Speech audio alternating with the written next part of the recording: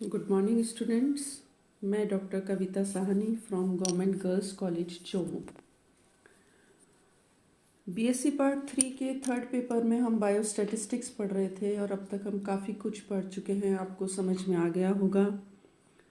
Mean, mode और median के बारे में मैं आपको विस्तार से बता चुकी हूँ।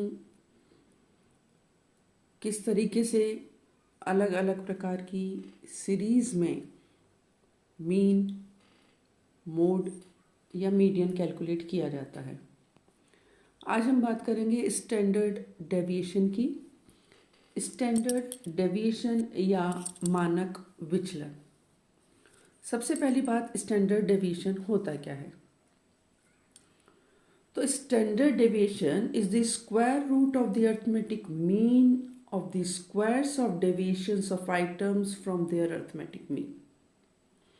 किसी श्रेणी के समांतर माध्य से गणना किए गए विभिन्न पदमानों के विचलनों के वर्गों के माध्य का वर्गमूल। क्या है ये? फिर से बताती हूं मैं आपको। किसी श्रेणी के समांतर माध्य से गणना किए विभिन्न पदमानों। जब हमने मीन निकाला था शॉर्टकट और डायरेक्ट मेथड से, और जब हमने शॉर्टकट मेथड से मीन निकाला था तो आपको ध्यान होगा उसमें हम डेविएशन निकालते हैं। और डेविएशन किससे निकालते हैं? अज्यूम्ड मीन जो हमने लिया था। तो उस अज्यूम्ड मीन से जब हम डेविएशन निकालते हैं तो उन डेविएशंस का हम स्क्वायर करते हैं। यहाँ लिखा है ना, पदमानों के विचलनों के वर्गों के। तो पहले माध्य से विचलन या डेविएशन निकालेंगे, डेविएशंस के वर्गों के माध्य। तो डेविएशंस का हमें स्क्वायर करना है और वो जो स्क्वायर्स हैं उनका मीन निकालना है और उसका अंडर रूट, उसका वर्गमूल निकालना है। क्लियर? तो इस स्टैंडर्ड डेविएशन या मानक विचलन को डिनोट करते हैं सिग्मा से। तो इसकी क्या वैल्यू है? Sigma is equal to under root summation D square upon N. वही बात हो गई। तो अभी हमने बोला था जो विचलनों के वर्गों का माध्य। तो विचलन को हम कैसे इंडिकेट करते हैं? डी से। ठीक है। और डी स्क्वायर विचलनों का वर्गों का माध्य निकालना है तो summation D square upon N, total number से डिवाइड किया तो वो माध्य आ जाता है, और उसका वर्गमूल, उसका अंडर रूट। तो ये हो गया sigma is equal to under root sigma D square upon N. Clear? अब ये जो स्टैंडर्ड डेविएशन या मानक विचलन है, इसका यूज सबसे पहले किया था कार्ल पियर्सन ने। अब हम बात करते हैं कैसे कैलकुलेट करते हैं स्टैंडर्ड डेविएशन। तो ये जो स्टैंडर्ड डेविएशन है, अलग अलग सीरीज में इसको कैलकुलेट कर सकते हैं, अलग अलग मेथड होते हैं। तो हम पहले इंडिविजुअल सीरीज की बात करते हैं। जब हमने मीन, मोड, मीडियन पढ़ा था तब भी अलग अलग सीरीज की बात करी थी हमने। थोड़ा थोड़ा फर्क होता है कैलकुलेशन का सीरीज के हिसाब से। तो जो इंडिविजुअल सीरीज होती है उसमें ये जो ज्ञात करना होता है स्टैंडर्ड डेविएशन, तो उसमें स्टैंडर्ड डेविएशन ज्ञात करने के लिए दो मेथड है, डायरेक्ट मेथड और शॉर्टकट मेथड। जैसे मीन में किया था हमने, मीन भी निकाला था, डायरेक्ट मेथड और शॉर्टकट मेथड। तो डायरेक्ट मेथड में जब हमको निकालना है स्टैंडर्ड डेविएशन, तो इसमें डायरेक्ट मेथड से जो अरिथमेटिक मीन की जो वैल्यू हम निकालते हैं उसके लिए क्या करते थे? मीन को एक्स बार से डिनोट करते हैं। X bar is equal to summation X upon N. Mean निकल जाता है कैलकुलेट निकालने के लिए। अब हर एक जो वैल्यू है उससे हम निकालेंगे डेविएशन, और डेविएशन को हम करते हैं स्मॉल डी से, and small D is equal to X minus X bar. हर एक वैल्यू से उसका डेविएशन निकलेगा। अब ये जो डेविएशंस आई उनका स्क्वायर करते हैं और स्क्वायर करके उनका टोटल कर लेंगे सम, तो ये आ जाएगा summation D square. Next step में ये जो समीशन डी स्क्वायर आया या डेविएशन के वर्गों का जो जोड़ आया हमारे पास, उसको टोटल नंबर जो आइटम है उससे डिवाइड कर देंगे। तो ये जो वैल्यू आएगी ये वेरिएंस कहलाती है। तो summation D square upon N, summation D square जितने भी विचलन थे उनके वर्गों का जोड़, और एन है टोटल नंबर ऑफ आइटम्स। और अब ये जो वेरिएंस आया इसका स्क्वायर रूट करेंगे तो वो आ जाएगा स्टैंडर्ड डेविएशन। ये देखिए दिखाई दे रहा है, standard deviation is equal, sigma is equal to under root summation D square upon N. और इस फॉर्मूले को हम दूसरी तरीके से भी लिख सकते हैं। दूसरी तरीके से कैसे लिखेंगे? Sigma is equal to under root summation bracket में X minus X bar whole का स्क्वायर अपॉन एन। बात वही है, क्योंकि x माइनस एक्स बार जो है वो क्या है? d। तो d को हमने अगर एक्सपेंड करके लिख दिया तो ये वैल्यूज आ जाएगी। तो इस तरीके से स्टैंडर्ड डेविएशन निकाल लेंगे।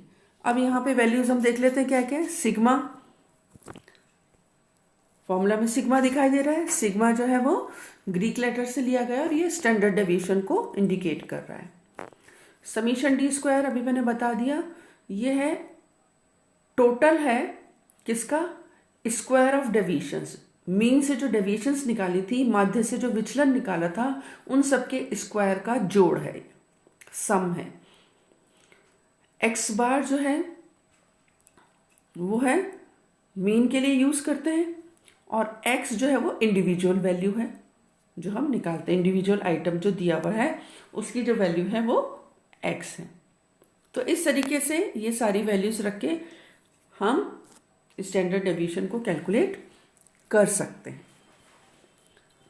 अब हम आते हैं कोफिशिएंट ऑफ स्टैंडर्ड डेविएशन पर।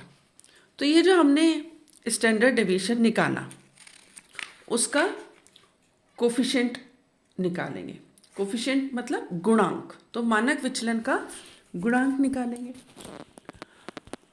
अब जब भी किसी दो सीरीज का डिस्पर्जन अगर है, उसकी हम कंपेयर करें, उनकी तुलना करें, तो रिलेटिव मेजर निकालना होता है हमें स्टैंडर्ड डेविएशन का, और इसे ही कोफिशिएंट ऑफ स्टैंडर्ड डेविएशन या मानक विचलन का गुणांक कहते हैं।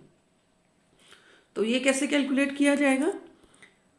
ये जो हमने स्टैंडर्ड डेविएशन निकाला है, इस स्टैंडर्ड डेविएशन की वैल्यू को अगर अर्थमेटिक मीन से डिवाइड कर दें तो जो वैल्यू हमें मिलेगी वो कोफिशिएंट ऑफ स्टैंडर्ड डेविएशन कहलाता है। तो ये देखिए, coefficient of standard deviation is equal to standard deviation divided by arithmetic mean, मतलब coefficient of sigma, sigma is standard deviation, तो coefficient of sigma is equal to sigma upon X bar. Sigma standard deviation है और X bar is arithmetic mean. तो जो series है उसका arithmetic mean पहले हमने निकाल लिया, फिर हम उसका स्टैंडर्ड डेविएशन निकालेंगे। सबसे पहले अर्थमेटिक मीन निकालेंगे, स्टैंडर्ड डेविएशन निकालेंगे, और उसके बाद स्टैंडर्ड डेविएशन को मीन से डिवाइड करके उसका कोफिशिएंट या गुणांक निकल जाएगा। एक बार ये एग्जाम्पल देख लेते हैं हम। ये देखिए, यहाँ पर हाइट दे रखी है इंचेस में, 60, 60, 61, 62, 63, 63, 63, 64, 64 और 70। ये इंडिविजुअल सीरीज हमारे पास है।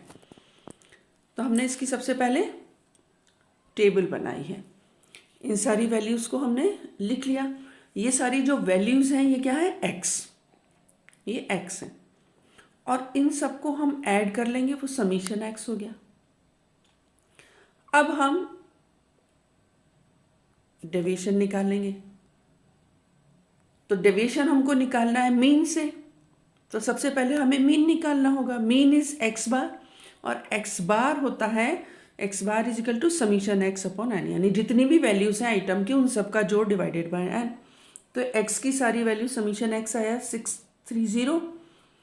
टोटल वैल्यूज हमारे पास है 10, उससे डिवाइड किया तो आ गया 63 inches. So this 63 inches is mean, तो हमारे पास मीन की वैल्यू आ गई। अब इस 63 जो वैल्यू आई मीन, इससे डेविएशन निकाला है हमने। तो deviation D is equal to, अभी आपको बताया था, एक्स माइनस एक्स बार। तो एक्स की वैल्यू जो लेफ्ट में दे रखी है और एक्स बार सभी के लिए 63 है। तो 60 माइनस 63 माइनस 3 आ गया, अगेन 60 माइनस 63 माइनस आ गया।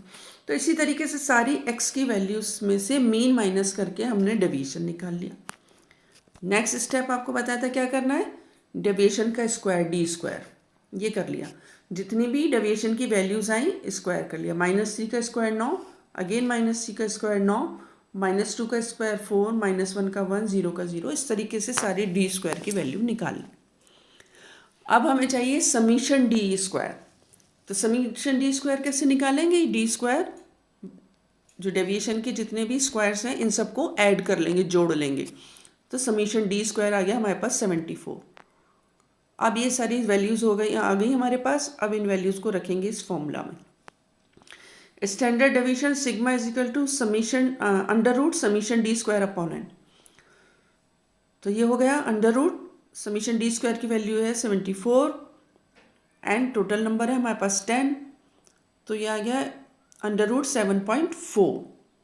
इसको सॉल्व करेंगे, द वैल्यू इज 2.72 इंचेस। तो सिग्मा जो है या स्टैंडर्ड डेविएशन की वैल्यू वो हमारे पास आ गई 2.72 इंचेस।